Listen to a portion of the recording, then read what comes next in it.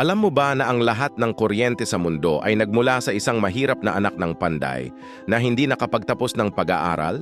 Noong 1831, si Michael Faraday ay nagtrabaho bilang assistant sa laboratory. Ang mga mayamang scientist ay hindi siya pinapansin dahil wala siyang edukasyon. Pero may ginawa siyang simpleng eksperimento na magbabago sa mundo. Kumuha siya ng magnet, copper wire at galvanometer. Pagkilos niya ng magnet malapit sa wire, nakita niyang gumagalaw ang needle ng galvanometer. Natuklasan niya na pwedeng makagawa ng kuryente gamit ang magnetism. Ang mga educated scientists ay galit dahil natalo sila ng isang bookbinder. Pero si Faraday ay hindi nagpatent ng kanyang discovery. Binigay niya ito ng libre sa lahat. Ngayon, lahat ng power plant, electric motor at transformer ay gumagamit ng kanyang prinsipyo.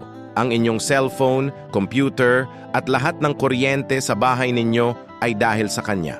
Patunay na hindi kailangan ng mahal na edukasyon para maging henyo.